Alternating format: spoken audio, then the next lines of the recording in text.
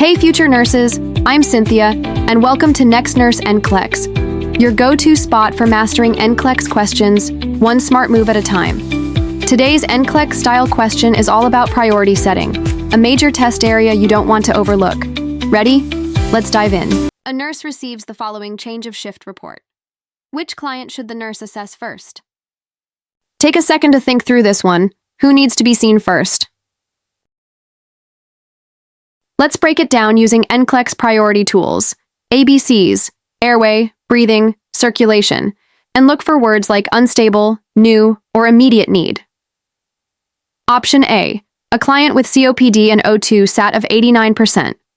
Normal for healthy adults is 95-100%, but for COPD, lower SATs can be expected. Is it critical? Not necessarily. We'll park this one. Option B, a client with a new colostomy who has questions. Teaching is important, but it's not urgent. Not a priority over someone unstable. Option C, a post-op client requesting pain meds. Pain is subjective and needs addressing, yes. But this is not life-threatening or ABC-level priority. Option D, a 72-year-old with pneumonia and fever of 101.4 degrees Celsius. Fever is expected with infection. Unless other signs of distress are present, this can wait. The best answer here is A, the client with COPD and an O2 saturation of 89%. Even though this may be a baseline for some COPD patients, any saturation below 90% requires evaluation, especially if new or if the client appears in distress. This client has a potential breathing problem, which makes it an ABC's priority. Question number 2. A nurse is caring for 4 clients. Who should the nurse assess first? A, a client with asthma who reports chest tightness and audible wheezing. B, a client with diabetes requesting their scheduled insulin dose. C, a client with a pressure ulcer needing a dressing change. D, a client with anemia complaining of mild fatigue. Take a second to think through this one. Option A, this client shows signs of airway compromise. A priority under the ABCs, airway, breathing, circulation. Chest tightness and wheezing could indicate bronchospasm or worsening asthma. Option B, important, but insulin can be delayed slightly. Option C, wound care is non-urgent. Option D, mild fatigue is expected in anemia and can wait. Correct answer is A, chest tightness and wheezing indicate a possible airway obstruction. This is an ABC, airway, breathing, circulation priority. Question number 3. Which client should the nurse see first during morning rounds? A, a client with pneumonia who has a productive cough. B, a post-op client reporting increased pain and a firm, distended abdomen. C, a client with chronic heart failure requesting help to the bathroom. D, a client receiving blood transfusion started 30 minutes ago.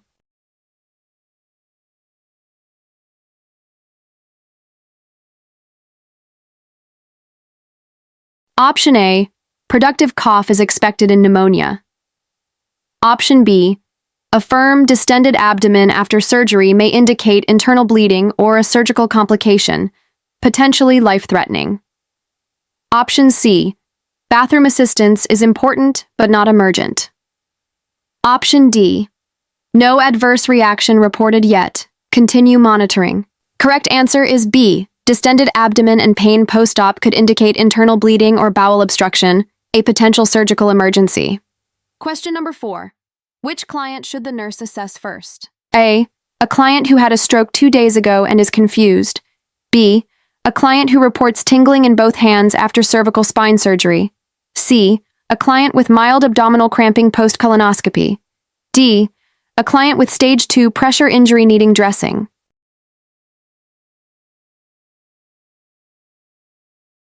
Option B, new onset tingling after spine surgery could mean nerve compression or spinal cord involvement, an emergency.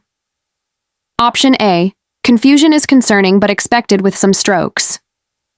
Option C, cramping is normal post-colonoscopy. Option D, routine wound care. Correct answer is B. New neurological symptoms after spine surgery could signal nerve compression or spinal cord involvement, requiring immediate intervention. Question 5. Which client situation requires the most immediate follow-up? A.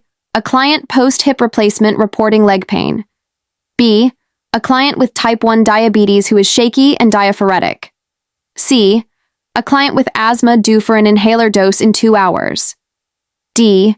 A client with chronic hypertension with a BP of 142/88.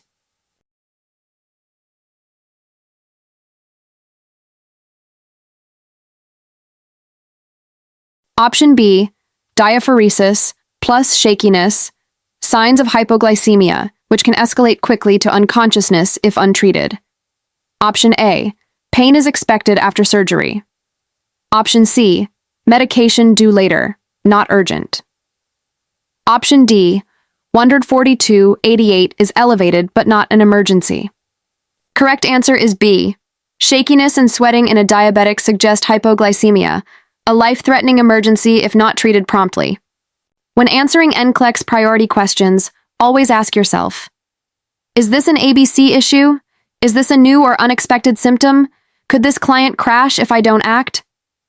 Teaching, pain control, and stable infections can wait, but oxygenation can't.